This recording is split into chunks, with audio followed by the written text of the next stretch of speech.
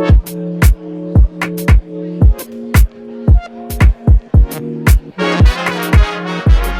as well as welcoming you to Idean, I also want to welcome you to our community. We're building a Beta Business community.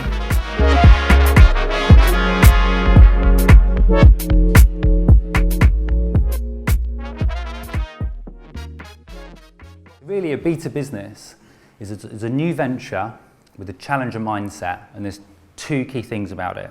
So it's spun out of the parent organisation to free it from the conflict and the challenges of legacy, but it's designed from the ground up to enable it to be highly experimental and learn quicker than its competition. So we see this as being an additional response to these other four. We don't see it as being instead of. We think businesses need all of these. Businesses need another horse in the race in addition to all these things, because the risk of change and the risk of disruption is so great.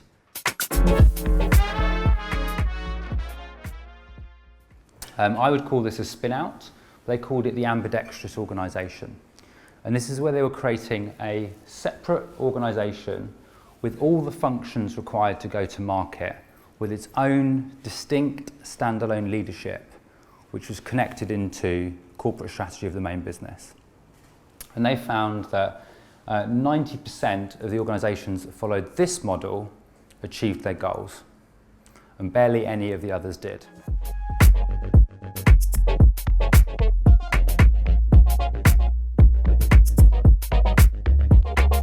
The senior team tend to think it's quite straightforward, and they underestimate how hard it actually is.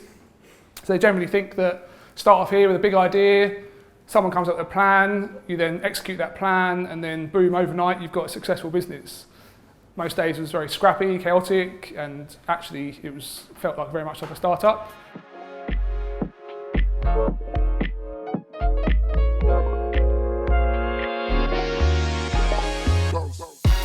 Once you've got your team together, you need some evidence, because there's no point just asking for X million pound. And evidence is really important because growing it over time is permission to stay in business. There's no such thing as a 5-year business case anymore. And good evidence needs to get stronger over time. So when we first started this out, we literally had no idea whether customers wanted to buy what we were building or proposing to build.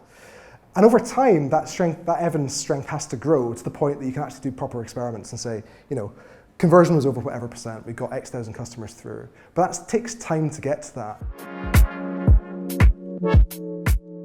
Measurement, it's always a tie-up between financial metrics and the team wants to do more discovery or sort of innovation metrics.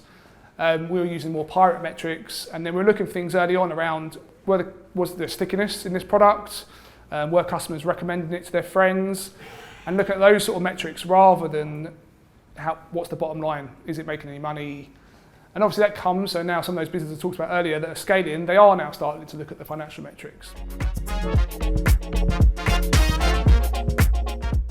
When I saw this, it really resonated for me, and actually it does make sense to me to build 3 teams, or to build 2 teams within the innovation team, and then your third team is the main business.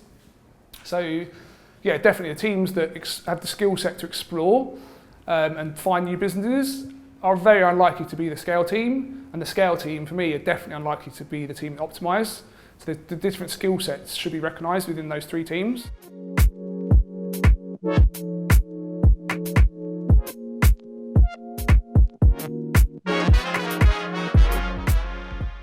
Is brand a priority? Do I need a brand? There's a lot of questions, and it's hard to talk about it, but it's important to talk about it because it's always part of business. The problem is we have nowadays in the market infinite choices, so we can launch the most amazing product or service, and in 3 months or 6 months, someone else can exactly launch the same service and product. And what is going to make the difference between these two? Brand helps, and brand makes this connection with customers. It's what makes people to become loyal to a brand.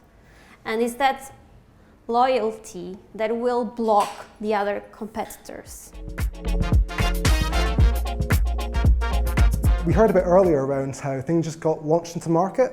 I think Chris was saying, it looks like magic and it was overnight success. And that's when you see case studies like Uber or Netflix, you think, oh, they just had this overnight success. I've read an article on LinkedIn and I can do the same thing. But you can't, it's really hard work. And there's a long process of failure and iteration that gets you there. But if you're fine and build enough, eventually, maybe it'll look like magic for you too. For me, the three things that I always was looking at was people, process, and the products. And actually, towards the end of my time in the venture team, the people side became really, really important. It's something I really started to focus on more. So, right people, right time, really important, but hard to do. And I think we need to create expectations and making sure that we are involving the right people from the beginning.